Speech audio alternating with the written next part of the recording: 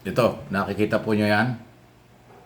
Yan po si Defense Secretary Gibo Teodoro at si Secretary Austin ng Pentagon, yung counterpart niya. Okay? Kaya ko po ito pinakikita, yan po yung opisyal na pagpunta ni Secretary Gibo sa Hawaii, sa Indo-Pacific Command, kung saan po ay nakipag-usap sila, masinsinang meeting dito ho sa malaking mga bansa. Ito yung apat oh. Ayan oh, pinakita ko isang araw, ulitin ko lang po. Si Secretary Teodoro, yung Secretary of Defense ng Japan, Australia at saka ho ng yung Pentagon ng Amerika, yung apat na yan. Itong apat na ito, itong biyaheng ito ng ating Defense Secretary sa Honolulu, sa Hawaii, itong sa Indo-Pacific Command, after po niyan na nagdeklara sa buong mundo dahil humarap sila sa international media, walang script dyan. Si Secretary Teodoro, magaling talaga, top-notcher lawyer yan eh. Alam na alam niya international law. Pinagtibay nila ang matibay na ang relasyon at suporta ng Japan, ng Australia at ng Amerika sa paninindigan ng Pilipinas sa West Philippine Sea. At nag-warning nga dyan ang Amerika na itigil na ng China ang kailang panghihimasok at water cannon harassment na ginagawa sa mga barko ng Pilipinas. At nakikiisa ang Japan, Australia at Amerika sa paninindigan ni Secretary Teodoro at ng Philippine Government tungkol po sa West Philippine Sea. Kaya ko pinakikita yan mga kaibigan kasi mula po nang mangyari yan, nung 1 linggo lang. Diba? Kaagad nagpalabas na naman ng panibagong saywar o panggugulo na ang purpose nito ay pag-away-awayin ng mga Pilipino ng China. Dahil nagpalabas ang China, di umano, meron daw pinasok na agreement ang ating kasalukuyang pamahalaan, ang military or Defense Department sa China. Na mahigpit naman sinasabi ni Secretary Teodoro na hindi totoo yan. Paninira lang yan.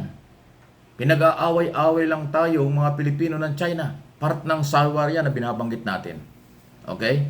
So, ibig sabihin, naramdaman, nasaktan, natakot, o kung anumang pang negatibong dating sa China nung pagpunta ni Teodoro, Secretary Teodoro sa Indo-Pacific Command sa Hawaii. At nakipag-agreement nga, usapang lalaki, usapan ng malaking mga bansa na sumuporta sa atin. Puro mga defense minister yon, defense secretary. Kaya nga counterpart niya yan eh. Pentagon, Japan at Australia. So napakatitindi mga bansa niyan. Diyan nababahala ang China. Kaya ang pinapalabas nila, hindi lang ang Duterte administration ang nakipag-agreement sa China, pinapalabas nila na ang kasalukuyang gobyerno meron din. So kaya sinasakyan ito ng mga pro-China. Nakakaunti naman yan ng mga Pilipino na may sabi ko nga may pagka-traidor. Sinasakyan yung propaganda ng China para galitin ng mga Pilipino. At sabi nga ni Secretary Teodoro, ang purpose ng ginagawang yan ng China, kaya dapat maging maingat tayo mga Pilipino, pinag-aaway-away na tayo. Sinisiraan na tayo para mag-away-away, para makuha nila ang focus ng pananakop sa West Philippine Sea.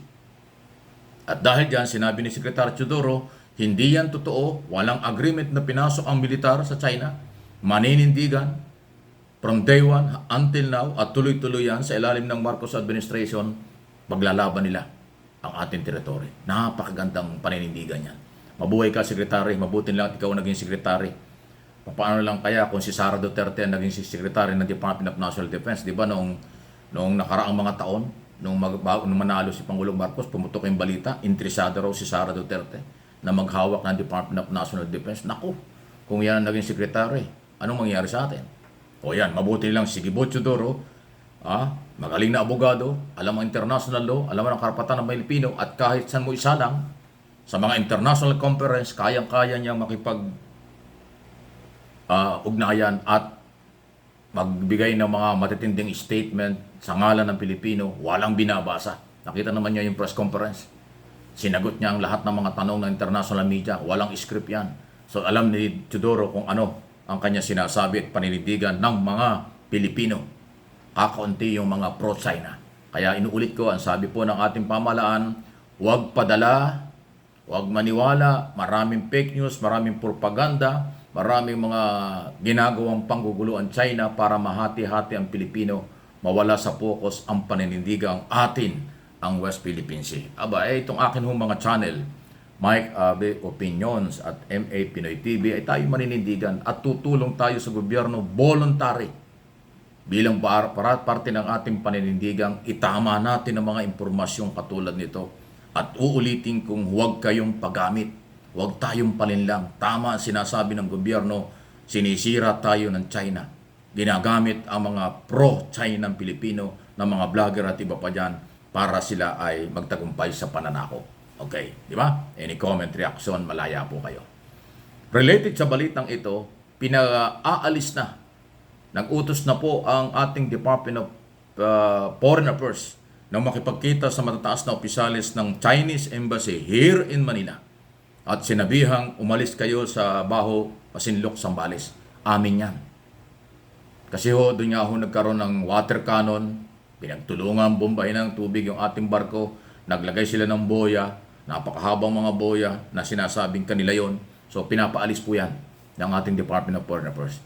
Inutusan ang mga Chinese official galing po ng Chinese Embassy dito sa Manila nung makipagkita sa DFA official.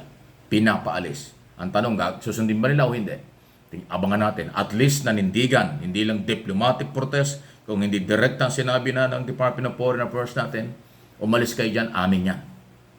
Kasi yung haba nung boyang nilagay, yung floating na parang mga balon sa dagat at pinapalabas kanila yon, bawal tayong pumasok. Saan ka nakakita ng gano'n? Ay, ang lugar na yan, Zambales lang yan, Central Luzon. Napakalayo niya sa China. Tapos kinukuha nila, tayong pinagbabawalan, naglagay ng boya, ng parang boundary. Amin ito, huwag kayong pumasok dito. Grabe, di ba? Kaya dapat tanggalin niya ng ating Coast Guard. Katulad dati, di ba, may mga tinanggal lang gano'n. Ngayon, nilagyan naman doon, mas mahaba. So, at least, ang sabi ng Department of Foreign Affairs, umalis kayo dyan, hindi yan sa inyo, amin yan, Pilipinas ang may-ari niya. So, tingnan natin kung susundin ba o paano. So, yan po yung mga nangyayari. Kaya nga mahalaga itong inuulit natin, marami pong pinapalabas. Katulad ngayon, putok na putok sa mga vlogger ng Maka Duterte. Yung di umano'y, meron daw tayong agreement din. Nakita nyo? Dahil nakasalang sa Kongreso, yung investigasyon tungkol sa gentleman agreement na pinasok ng mga Duterte, ngayon, pinaputok ng China, meron ding agreement. So, panggugulo nga, sinasakyan naman ng mga pro-Duterte vlogger. Pinapalabas, meron din daw agreement na yan. So, talagang pinag-aaway-away tayo. Ginugulo tayo. Ang producer, director, financer nitong mga pag-aaway-away na ito, China. Kasi sila makikinabang. Di ba? Kaya, sinagot na nga ng ating gobyerno ngayon, walang agreement. Paano makikipag-agreement si Pangulong Marcos? Ay sinabi na nga niya sa United Nations General Assembly 2 years ago. September yon, di ba? Ano sabi niya? Kahit 1 pulgada ng property ng Pilipinas ay hindi pwedeng makuha ng kahit sino. Ipaglalaban niya ng kanyang gobyerno at ng mga Pilipino. Inuulit-ulit yan sa mga international media conference, international conference. O pagkatapos niya sasabihin niyo, pinamigay, mayroong agreement, kalokohan. Hindi po nagbago from day one si Pangulo. Ilalaban ang ating property. Ni 1 pulgada hindi pwedeng makuha ng kahit sino. O ay anong agreement na sinasabi niyo? Di paninira lang yan. Panggugul lang. Kaya yung mga vlogger dyan at mga supporters na nag-iingay tungkol dyan, alam na ninyo kung bakit sila nag-iingay. Ginagamit sila, nagpapagamit sila. Kung ano ang kapalit niyan, alam na rin ninyo yan. Bahala na kayo.